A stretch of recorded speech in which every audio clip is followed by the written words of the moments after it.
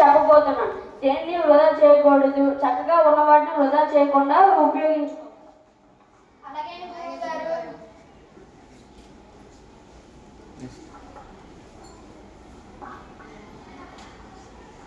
తీసుకోండిరా.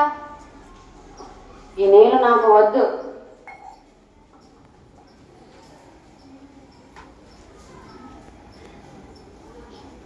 ఈ ఆహారం తీసుకోరా. ఈ ఆహారం నాకు వద్దు. నేనేం చెప్పాను, మీరు ఏం చేస్తున్నారు? దేనిని వృధా చేయకూడదని చెప్పాను కదా.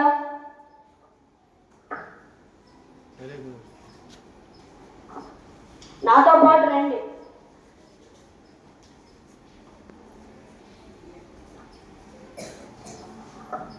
నాకు చాలా దాహంగా ఉందిరా. నాకు చాలా ఆకలిగా ఉందిరా. నాకు కూడా చాలా ఆకలిగా ఉందిరా. ఇక్కడ కాస్త నీళ్లు ఉన్నాయి, ఒక్కొక్కరు గుక్కిడేసి నీళ్లు తాగండి.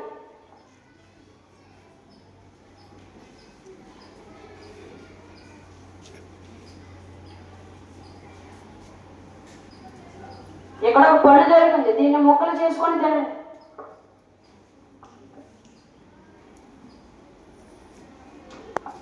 ఇప్పుడు ఎలా ఉంది శిష్యులారా? మాకు కొద్దిగా నీళ్ళు అప్పళ్ళు మాత్రమే దొరికాయి. ఇంకొద్ది నీళ్ళు ఇంకొద్ది పళ్ళు దొరుకుంటే బాగున్న గురువు గారు. ఆశ్రమంలో నీళ్లు తిండి అన్ని సమృద్ధిగా దొరకడం వల్ల వాటి విలువ ఏమిటో తెలియలేదు. కానీ ఇక్కడ నీళ్లు తిండి ఏవీ లేవు. ఇప్పుడు వాటి విలువ తెలిసింది గురువు గారు. ఇప్పటి నుండి మేము వాటిని వృధా చేయము గురువు గారు. నాతో సంతకు రండి.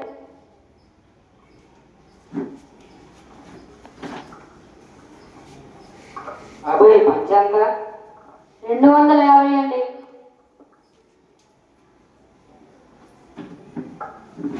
కొన్ని రోజులకు ఈ పంచు చిరిగిపోతుంది కదా, అప్పుడు ఏం చేస్తావు? దీనిని 2 మొక్కలు చేసి మా పిల్లలు కట్టుకోవడానికి వాడతాను స్వామి. మరి అది కూడా చిరిగిపోతే ఏం చేస్తావు? వాటిని మొక్కలు చేసి కాళ్ళు తుడుచుకోవడానికి, ఇల్లు తుడవడానికి వాడతాను స్వామి.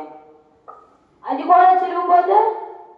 ఆ మొక్కలను మట్టిలో పూడ్చిపెట్టి ఎరువులు తయారు చేసి ఆ ఎరువులతో పంట పండించి ఆ పంట అమ్మిన డబ్బుతో మళ్ళీ కొత్త పంట కొంటాను స్వామి. ఏది వృధా చేయకూడదు, దేన్ని నిరుపయోగంగా కాదని మంచి సత్యాన్ని చెప్పావు. శబాష్. ధన్యవాదాలు స్వామి.